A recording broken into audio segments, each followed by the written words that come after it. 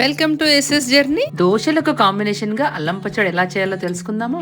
Stove మీద కడాయి పెట్టి 1 spoon నూనె వేసి అందులో 3 స్పూన్ల పచ్చిశనగపప్పు 3 స్పూన్ల మినపప్పు వేయించుకోవాలి. బాగా ఎరుపు రంగు వచ్చే వరకు నెమ్మదిగా కలుపుతూ వేయించాలి. దీంట్లో ఇప్పుడు 3 స్పూన్ల ధనియాలు కూడా వేయించుకోవాలి. 2 స్పూన్ల జీలకర్ర కూడా యాడ్ చేయాలి. ఇవన్నీ కొంచెం వేగిన తర్వాత 3 స్పూన్ల అల్లం ముక్కలు, అల్లం శుభ్రంగా కడిగి చిన్న చిన్న ముక్కలుగా కట్ చేసి అల్లం ముక్కలు కూడా వేయించుకోవాలి. దీనిలోకి పచ్చిమిర్చి శుభ్రంగా కడిగి కట్ చేసి అవి కూడా కలిపి వేయించుకోవాలి. ఇది మీ కారానికి అనుగుణంగా వేసుకోవాలి. నేను ఇక్కడ కొంచెం ఎక్కువ వేస్తున్నాను ఎందుకంటే ఇవి చాలా చప్పగా ఉన్నాయి కాబట్టి. మరో పక్కన గిన్నెలో చింతపండు 40 గ్రాములు నానబెట్టి ఉంచుకోవాలి. 40 గ్రాముల చింతపండుకి 80 గ్రాముల బెల్లం పడుతుంది, అంటే ఆల్మోస్ట్ డబల్ అన్నమాట.